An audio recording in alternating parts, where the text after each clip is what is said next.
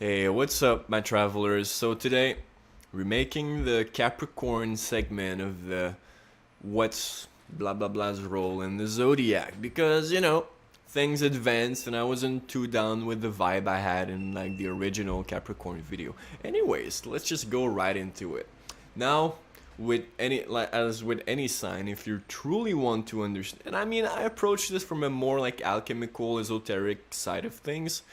So it isn't really like, oh, you're going to be this and that. No, I'm actually given the variables to understanding the sign, and kind of like the variables you need to understand like the whole kind of things. Um, so yeah, with Capricorn, you have the Earth element. It's ruled by Saturn, and it's a cardinal sign. So let's start with cardinals. So cardinals, there are four cardinal signs, and they all initiate the seasons. Aries being spring, Cancer being summer, Libra being fall, okay? So Capricorn is winter. So you could kind of see this in their demeanor, in their way of approaching the world. And as much as it's winter, it's dealing with the earth plane. So it's about putting kind of restrictions, ending certain things in the earth plane. It could be ending the certain optimism of the sign before, which is Sagittarius, and implementing, because it's a cardinal, so it initiates, implementing a certain structure about things. It's kind of like the goat making his mind and being like, okay, so people are gonna have to take this, that step to climb up the mountain. Like those goats that like go and lick the salt on the mountains, and like you're like, how the fuck did they get up there? Well, that's the Capricorn energy for you. They know how to rise to the top, and it's also kind of reminiscing of the 10th house, which is at the top of the chart. It's in north. It's the thing the most high up in the sky.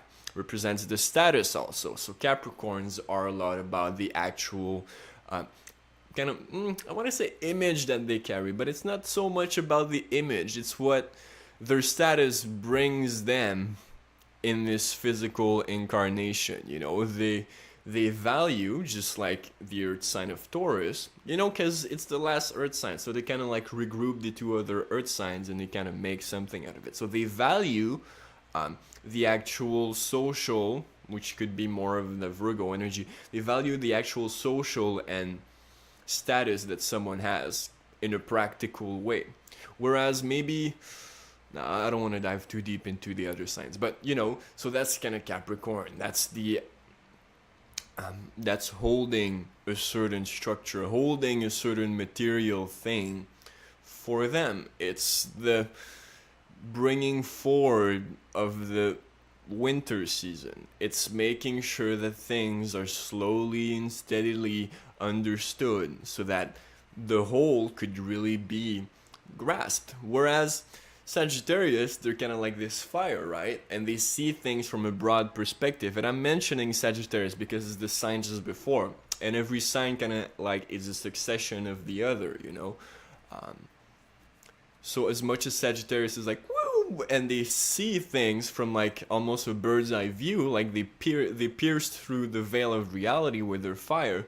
Capricorn has understood that, but now they're like, okay, like how could this understanding be brought down into the physical sense so that people could actually climb up the steps of the understanding or of whatever structure they're doing and get to the point that they want, just like the goat climbing the mountain. So that's one thing about Saturn and Capricorn. The other part of Capricorn that is somehow forgotten now is the watery part of Capricorn. Now this is kind of weird if you think about it, because most of the time we think that Capricorn do not really express their emotions really outwardly. So some people actually question themselves, like, are they actually like feeling something, or are they just as cold as winter all the time? No, it's actually the image of Capricorn is like this sea goat. So they kind of have like this fish's tail, or they can go underwater as much as they can go above it. They can overstand the emotional structure of things, and Capricorn stems from the word caper, I think in Latin, and corn means horn. So it's the horn of the goats. But the goat in itself, it goes underwater. It's just the way they play out the energies through their horns. You know, they charge into stuff. You know, they actually go forward with their way of doing, you know. And the horns are purposeful because they serve actually their... Anyways, so they're able to go underwater in a sense, so they understand the emotional structure of things, and especially since they're like an earth sign, they can absorb the water, you know. And the more they're able to like balance the water element with their earth element, the more their earth element is going to be malleable, you know, the more they're going to be able to mold it the way they want. So it's important for them to actually connect to their emotional self, because they're going to be able to overstand it with the goat's energy, but they're able to go underwater and understand it at the same time. You know, it's this kind of duality. But since Saturn is there, and Saturn brings a structure and restraints and contracts, where Jupiter, the planet of Sagittarius just before, kind of expands on things, Saturn contracts things. So their understanding of the emotional realm, Saturn is going to make them overstand it. They're still going to understand it, but they're going to be able to kind of not push it aside, but to really be above it in a sense, you know. And it's why a lot of Capricorns are actually psychics, or they're able to go and understand spirituality more in a more... I don't want to say that Taurus or Virgo aren't spiritual. That's not true. But they're able to actually use their spirituality in a better way than just Taurus, who's more practical and in the present. Like, how could it be used now? Or like, you know, trying to see just the earth side of it. Or Virgo, who's trying to like form a partnership with their spirituality in a sense. Capricorn is more about understanding this emotional structure, understanding the watery structure of things, but being able to structure the earth and practical from it, you know. And they're opposite to Cancer. So Capricorn represents the father in a sense, or like the father at night, they would say. And Cancer represents the moon, or the mother. Now, excuse me. Ugh, I just ate. Blessings. The sun also represents the father. Oh, sorry, you can probably hear the police. The police also kind of is represented by Capricorn. It's the structure of things, you know. It's the fatherly aspect of things. It's how they're able to put the rules and enforce them, you know. That's Capricorn. They're able to, you know, make sure that like everybody gets to where they want in the sense that they want. So it's this earthly structure about things. Imprisonment is probably ruled by Saturn, and psychic imprisonment, like self-inflicted imprisonment, is probably deals with Pluto. But yeah, I was saying that Capricorn is the father, just Saturn is the... Well, Capricorn in a sense too, you know, but mostly Saturn, the planet that rules Capricorn, is the father, just like the sun. But the sun is more the father in a way that vitalizes, that provides for his children, right? In a way that... Don't look at it too much, don't try to judge it too much, because it's gonna like burn you, or you'll go blind. But it's still there for you. It provides you with life. Capricorn, or like Saturn, is the father in the sense of like, no, like you have to do this, this, and that. It's like the obstacle, or the... It's a way of seeing the structure that is implemented through... Yeah, damn. Through the cardinality, is not even a word, through the cardinalness, or... I need to step up my Virgo game, right? They're able to implement the rules and structures that they see. This is mostly what Capricorn is about. You know, they're going to...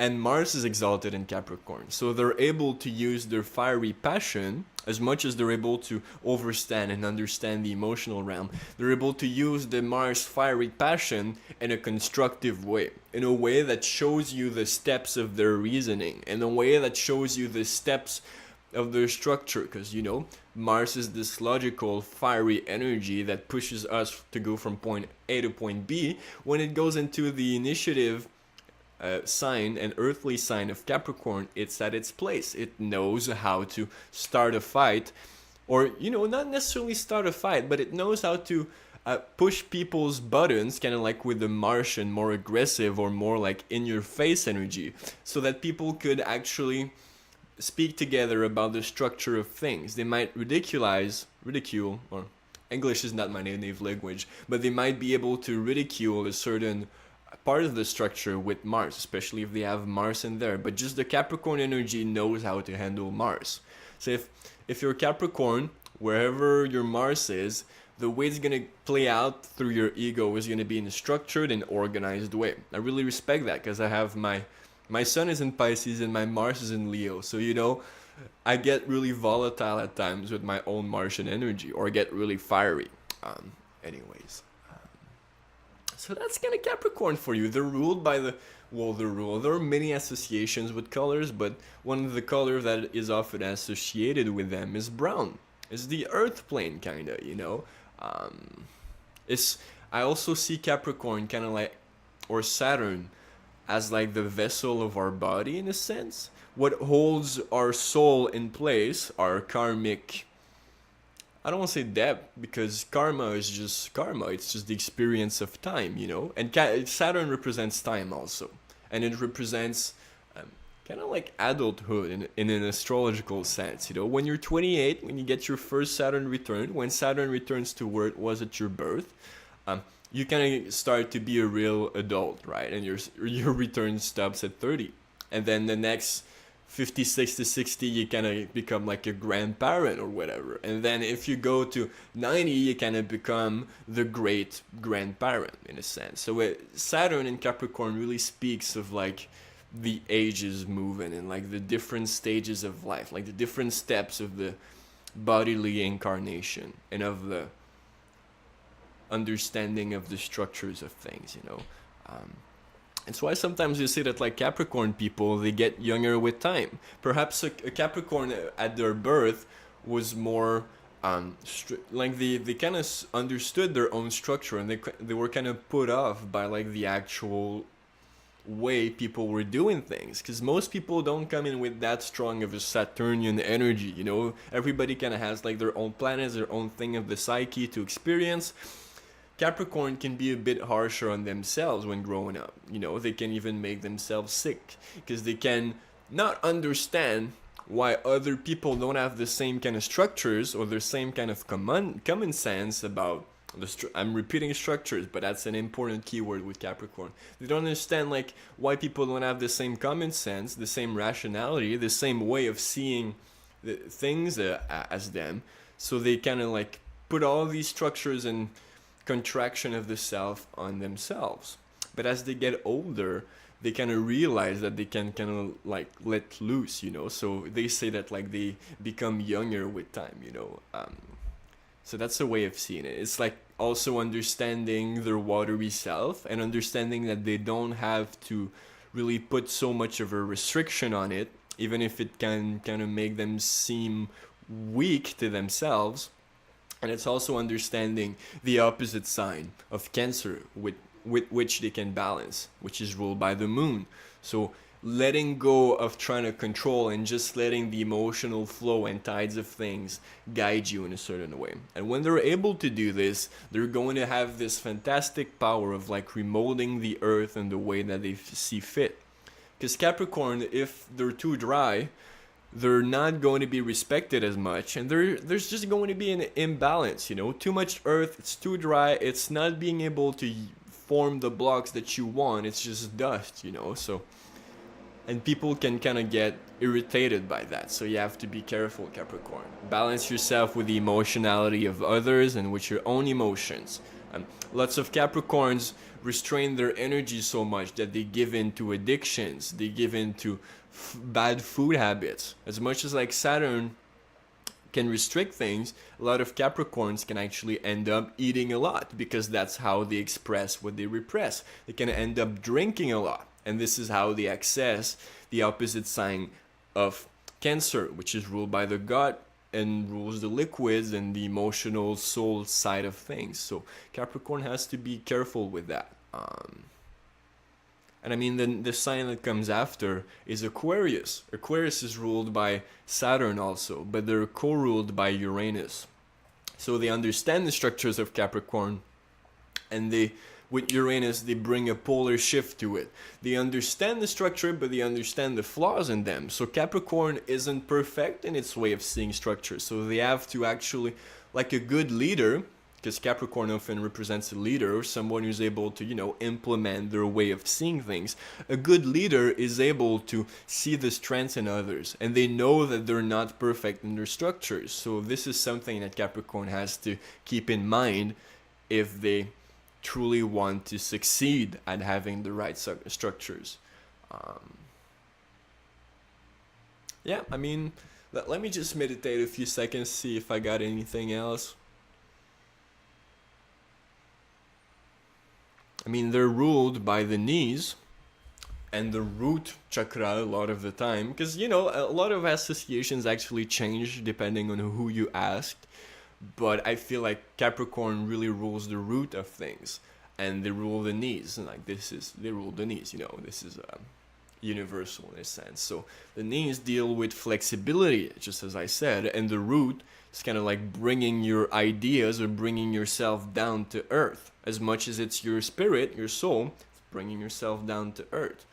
I don't know if I said it. Saturn, for me, kind of is the vessel of this bodily incarnation, and it's filled with the sun.